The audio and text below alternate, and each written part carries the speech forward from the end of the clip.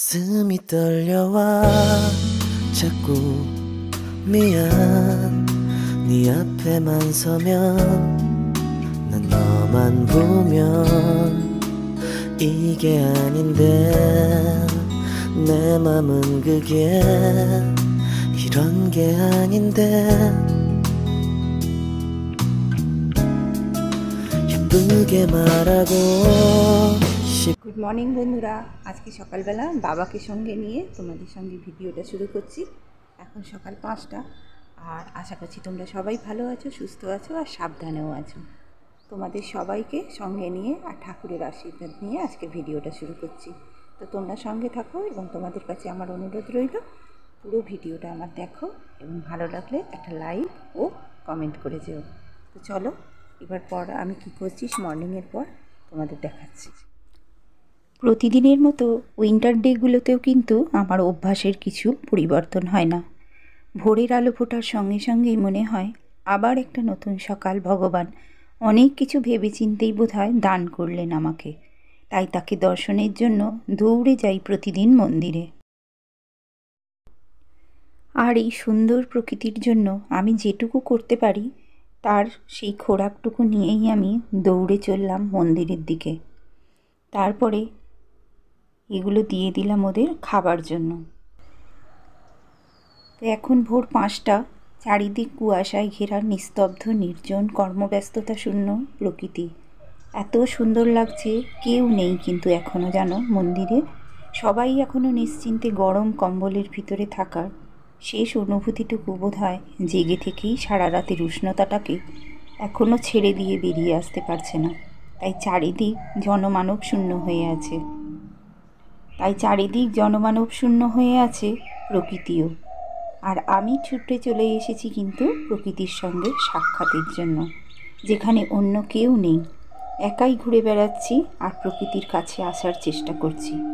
আমার কিন্তু ভোরবেলা মন্দিরে আসতে বেশ ভালো লাগে জানো। এখানকার প্রকৃতিটা এত সুন্দর লাগে, আর চারিদিক দেখো কুয়াশায় ছেয়ে আছে আর একদম নিস্তব্ধ, কেউ কিন্তু আসেনি এখনও। আমি যেহেতু ঘরে আর থাকতে পারছি না, তাই সকালবেলা উঠেই চলে এলাম মায়ের দর্শন করতে।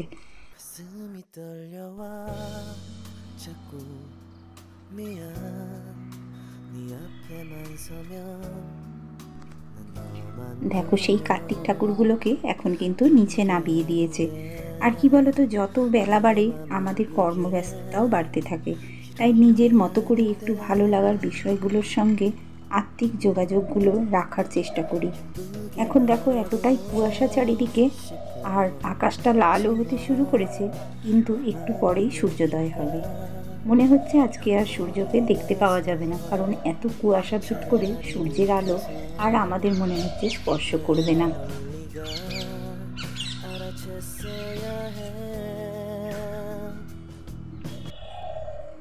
সকালবেলা মন্দিরে এলে জানো তো একটা অন্যরকম শান্তি মনে হয়। আর সারা দিনের কাজের যেন এনার্জিটা আমি ভীষণভাবে এখান থেকে সংগ্রহ করে নিয়ে যাই ঘরে। তাই জন্য কি বলো তো, আমি যত কাজই থাকুক না কেন আমি মন্দিরে কিন্তু সকালবেলা একবার আসি। আর তোমাদের কাছে সেটা কিন্তু আমি প্রতিদিন শেয়ার করি না, কারণ কি বলো তো, একঘেয়েমি তো তোমাদের দেখতে ভালো লাগবে না। তাই অনেক দিন পর পর আমি কিন্তু তোমাদের এই মন্দিরের দর্শনটা তোমাদের দেখাই। তাই এই যে আমি চলে এসেছি দেখো মন্দিরে পাখিদের খাওয়াতে। আর জানো আমি এখানে খাবার দিচ্ছি দেখে যত পাখিগুলো সব দূর থেকে ওই গাছে ঝটপট করছে, কিন্তু নামতে পারছে না ভয়ে। আমি চলে গেলেই দেখবে ওরা সব নেমে এসে এক এক করে খাবে, আর খালি ওপর থেকে ডাকছে নামবার জন্য।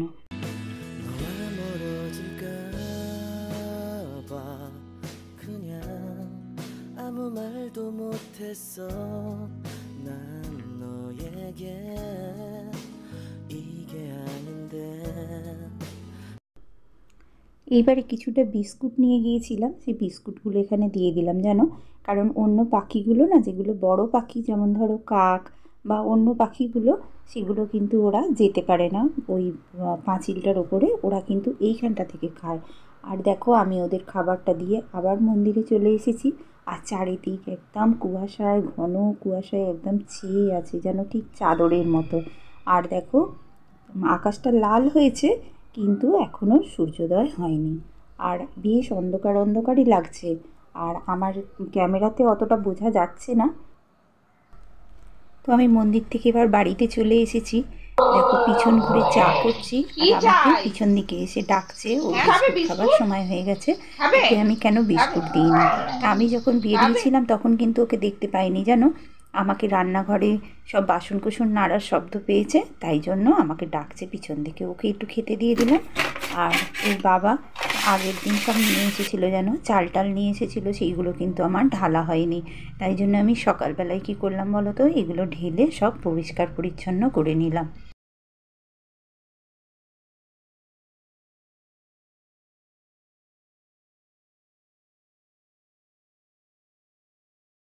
আর আমাদের যেন একটা ছোট্ট বাগান আছে, সেই বাগানে শুধু কলা গাছ আছে এখন।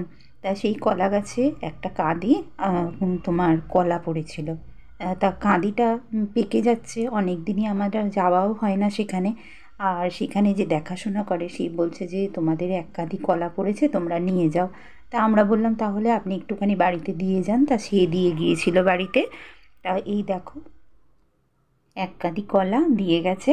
তাই এত কলা কে খাবে জানি না। আমার মেয়েও খুব একটা পছন্দ করে না কলা, আর আমিও খুব একটা খেতে ভালোবাসি না। ওর বাবা একটু রুটি দিয়ে খায়, তো ওর বাবাকেই দিয়ে দেবো, আর দেখি কাউকে দিয়ে দেবো কোন কলাগুলো। তা অনেকগুলোই কলা নিয়ে এসেছে, আছে, সেগুলোকেও বার করে দিলাম, কারণ এগুলো সব পেকে গেছে জানো তো। তা কলাগুলোকেও রেখে দিলাম গুছিয়ে বার করে। আর কি বলো তো, ব্যাগের মধ্যে থাকলে না আরও কালো হয়ে যাবে। যদিও এখন শীতকাল, এখন কলা খুব একটা নষ্ট হবে না। তা সেইগুলোও রেখে দিলাম যত্ন করে, কারণ ওর বাবাকে রোজ রুটিতে দিয়ে দেবো দুটো দুটো করে। তো এইবার ওর বাবা জানো তো আজকে টিফিন নিয়ে যাবে, বলল যে আমাকে কিন্তু সকালে আজকে টিফিন দিও। তা সেই জন্য একটুখানি আগের দিন রাত্রিবেলা আলুর দম করেছিলাম, সেইটা রাখা ছিল, সেটাকেই কিন্তু আমি গরম করে সকালে টিফিন খেয়ে নেব। আর ওর বাবা যেহেতু সকালে ভাত নেবে না, সেহেতু আমি কিন্তু ওই আলুর দম আর রুটি করে ওর বাবাকে কিন্তু টিফিনটা তাড়াতাড়ি 8:30টার মধ্যে আমি গুছিয়ে দিয়ে দিলাম। কারণ আগের দিন রাত্রিরেই আমাকে বলেছিল যে আমি কিন্তু আজকে সকাল সকাল টিফিন নিয়ে বেরিয়ে যাব, তাই জন্য ওর বাবাকে আমি টিফিনটাও কিন্তু গুছিয়ে দিয়ে দিচ্ছি। তো ওই আলুর দমই ছিল, আলুর দম একটু ঝোল ঝোল মতো দিলাম, কারণ ওর বাবা না জানো তো বেশি আলু পছন্দ করে না, আর বেশি ঝোল তরকারিও পছন্দ করে না। তো যাই হোক অল্প করেই দিলাম। আর এই দুটো কলা দিয়ে দিলাম, আর তোমার ওই মোয়া নিয়ে এসেছিলো, মোয়া একটা দিলাম, আর আলুর তরকারিটা গুছিয়ে ওর বাবার কিন্তু টিফিন প্যাকটা আমি গুছিয়ে দিয়ে দিলাম। এইবার আমরাও এক এক করে খেয়ে নেব। আর মেয়ে এখনও ঘুম থেকে ওঠেনি, সে অনেক রাত পর্যন্ত পড়েছে, আর শরীরটা ওর খারাপ করেছে, সেই জন্য ওকে আর সকালবেলা আমি ডাকিনি জানো। এইবার উঠে পড়বে, ডাকবো, ওর বাবা এবার বেরিয়ে যাবে। তা আমি কি করব বলো তো, আজকে ভাবছি একটু মাছ দিয়ে তরকারি করব। এই ফুলকপি আলু কড়াইশুঁটি দিয়ে কালিয়া খেতে কি ভালো লাগে না এখন, এই যে বড় বড় ফুলকপি দিয়ে। আর তোমরা তো এতদিন যত আমার সব পুরনো বন্ধু আছো তারা তো তোমরা জেনেই গেছো যে আমি ফুলকপি খেতে কিন্তু ভীষণ ভালোবাসি। তাই জন্য আমি ফুলকপিটা খুব তরকারি করি জানো। আর এই যে ফুলকপি কেটে নিচ্ছি বড় বড় করে, আর একটু কড়াইশুঁটি কেটে নেব, নিয়ে আর তোমার আলু দিয়ে এবারে ওর বাবা যেন আগের দিন একটা রুই মাছ নিয়ে এসেছিলো। অবশ্য রুই মাছটা খুব বড় না, রিং রিং পিস হয়েছিল। তা সেই মাছটা আগের দিন ঝাল করেছিলাম, এত টেস্ট লাগছিল মাছটার। তা আমি ভাবলাম একটু বড় বড় করে ফুলকপি আলু কড়াইশুঁটি দিয়ে তাহলে একটু কালিয়াই করি, খেতে ভালো লাগবে। তাই জন্য তার জোগাড়গুলো কিন্তু আমি এক এক করে করে নিচ্ছি। 가슴이 떨려와 자꾸 미안 네 앞에만 서면 난 너만 보면 이게 아닌데 내 맘은 그게 এগুলো সব রেডি করে রেখে কিন্তু এবার আমার আর মেয়ের দুজনেরই কিন্তু টিফিনটা রেডি করে নিলাম জানো। দুজনের টিফিনটা রেডি করে নিয়ে এবার আমরা খেয়ে দিয়ে আমি এবার কিন্তু রান্নায় চলে আসবো সোজা। আর চলে এসে এইবারে আমি মাছ ভাজতে বসিয়ে দিয়েছি। ফুলকপি আলুটাও আমার ভাজা হয়ে গেছে, এইবার টমেটো কাটা হয়ে গেছে, সব হয়ে গেছে। এবারে কিন্তু আমি আলুটা ভালো করে ভেজে নিয়েছিলাম, আর মশলা দিয়ে কিন্তু আমি এবারে কড়াইশুঁটি আর জল দিয়ে দেবো। ফুলকপিটা কিন্তু একদম শেষের দিকে দেবো, কারণ জানো তো ফুলকপি না বেশি সেদ্ধ হয়ে গেলে না খেতে একদমই ভালো লাগে না। ফুলকপিটা আমি সেই জন্য শেষের দিকে দেব। মাছ আর ফুলকপি একসঙ্গে দিয়ে দিলাম, আর একটুখানি ফোটালেই কিন্তু আমার সিদ্ধ হয়ে যাবে। কারণ আমি যেহেতু ছাকা তেলে ফুলকপিটা ভেজেছি নুন হলুদ মাখিয়ে, তাই জন্য ফুলকপিটা কিন্তু আমার অর্ধেকের বেশি সিদ্ধ হয়েই গেছে। আর ফুলকপি বেশি সিদ্ধ হয়ে গেলে না খুব বাজে লাগে খেতে। আর একটুখানি বিট ভাজা খাবো, কদিন ধরে বেশ মেয়ে করছিল, ওর বাবা এনে বলল ঠিক আছে তাহলে ওকে একটু বিট ভাজা করে দাও, তাই বিট ভাজা আর এই মাছের ঝোল ভাত করে নিলাম। জানো ভাত আমার হয়ে গেছে। এবার বিকালের জন্য আমি জোগাড় করছি একটা জিনিস, জানো আজকে কিন্তু একটা স্পেশাল জিনিস রান্না করব। আজকে মেথি শাকের পরোটা করব। তা মেথি শাকটাকে আমি কিন্তু ভালো করে বেছে নিয়েছি, নিয়ে সেটা একদম কাঁচি দিয়ে কুচো কুচো করে কাটলাম। জানো তার মধ্যে একটুখানি গোটা জিরে দিয়েছি, একটু কালো জিরে দিয়েছি, আর নুন দিয়েছি, আর একটুখানি ময়দা দিয়ে একটু আদা করে দেবো, গ্রেট করে দিলাম। আর আদা আর কাঁচা লঙ্কাটা না একটু যদি মিক্সিতে পেস্ট করে নেওয়া যায় হালকা করে, তাহলে কিন্তু ভালো হয়। আর আমার না ভালো লাগছিল না, যেন একদম সকাল থেকে এত রান্না করছি, আর সেই ভোরবেলা উঠেছি তো, আর একদম ভালো লাগছিল না, তাই জন্য কাঁচা লঙ্কাগুলো একদম কুচো কুচো করে দিলাম জানো। আর একটু নুন দিলাম, একটু সাদা তেল দিয়েছি, আর একটু গাওয়া ঘি দিয়েছি তাতে, দিয়ে ভালো করে ময়দাটাকে কিন্তু আমি মেখে নিলাম জানো নিয়ে। আর এই ময়দাটাকে কিন্তু আমি দুধ দিয়ে মাখবো। তা আমার এক পো দুধ ছিল, জানো তো তোমরা যে আমি গরুর দুধ নিই। তা মেয়ে বললো মা আমার যে জন্য যে দুধটা নাও সেই দুধটা দিয়ে তুমি মেখে ফেলো আজকে। আর ওর তো ভীষণই আনন্দ, ওরও ভীষণ আনন্দ, আর ওর বাবারও কিন্তু ভীষণ আনন্দ। জানো আমি কিছু স্পেশাল রান্না করলে না ওরা কিন্তু আমাকে খুব এনকারেজ করে। কারণ কি বলো তো, ওরা না নিত্য নতুন খাওয়া খুব পছন্দ করে, আর তাই জন্য আমাকে কিন্তু খুব মানে এনকারেজ করে, তুমি এটা করো ওটা করো, মানে তাহলে ভালো মন্দ খেতে পাবে। তো যাই হোক, এইবারে আমি কিন্তু ময়দাটা পুরো মেখে নিয়েছি।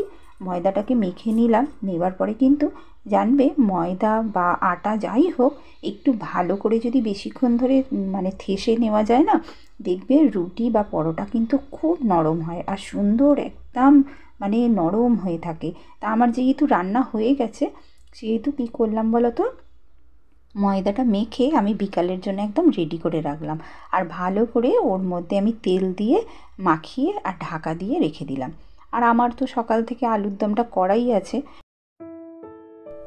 তো দেখো সকালের কাজ সেরে আমি কিন্তু আবার সন্ধেবেলা এসে গেছি। দেখো সন্ধ্যের সময় আমাদের এখানে কি সুন্দর আকাশটা লাগছে, আর আকাশে দেখো পড়ন্ত সূর্যের আলোটা একদম চারিদিকে স্প্রেড করে গেছে, আর যেন অপূর্ব লাগছে সন্ধেবেলাটা। তো সন্ধে টন্ধে দিয়ে এইবারে মেয়ের তো খিদে পেয়েছে, 4টে বাটার টোস্ট করে দিলাম ওকে, আর দুধ দিয়ে দিলাম, আর আমার একটুখানি কফি করে নিলাম। আজকে খুব কফি খেতে ইচ্ছা করছে, কারণ বেশ ঠান্ডা পড়েছে জানো, তাই জন্য আমি একটু কফি আর বিস্কুট নিয়ে নিলাম, আর মেয়েকে কিন্তু দুধ আর বাটার টোস্ট করে দিলাম। এইবারে কিন্তু আমি সন্ধ্যেবেলা রান্না করতে চলে এসেছি। তাই রান্না করতে করতে যে সমস্ত দিদিভাইরা আমাকে তোমরা কমেন্ট করেছো তাদের নামগুলো আমি বলে দিই। Blog with Sumitra, SM simple housewife, Riya Ghosh, Roza mom, my fortune story, Sharmin lifestyle, শখের রান্নাঘর, আর ইন্ডিয়ান ব্লগার শিবানী। তো দিদিভাই তোমাদের অসংখ্য ধন্যবাদ আমার ভিডিও দেখার জন্য, এবং তোমাদের ভালো লেগেছে বলেছো, আর আমার ভিডিওটা সম্পূর্ণ দেখার জন্য তোমাদের অসংখ্য ধন্যবাদ রইল, আর আন্তরিক ভালোবাসাও রইল। আবার আমার ভিডিওতে আসবে এবং তোমরা দেখবে, আমি আশা রাখছি। আর যে সমস্ত নতুন বন্ধুরা আজকে আমার ভিডিওটা দেখছো, তাদের যদি ভালো লেগে থাকে আমার এই ডেলি ব্লগটি, তাহলে তোমরা আমার পরিবারে বরাবরের মতো রয়ে যেতে পারো, আর আমাকে একটা সাবস্ক্রাইব করে দিও, তাহলে আমি নতুন ভিডিও যখনই পোস্ট করব তখনই সঙ্গে সঙ্গে তোমার পরিবারে চলে যাব আমার ভিডিওটি নিয়ে। তো আজ এই পর্যন্ত, আর আবার আসছি আর একটা নতুন ভিডিও নিয়ে। রাত্রে খাওয়ার পর কিন্তু আমি একদম বিছানায় চলে গেছি, আর প্রচণ্ড ঠান্ডা পড়েছে যেহেতু দেখতেই পাচ্ছ, মশারির চারিদিক কিন্তু ঘিরেও দিয়েছি। আর দেখা হচ্ছে আর একটা নতুন ভিডিও, ততক্ষণ সবাই ভালো থেকো, টাটা।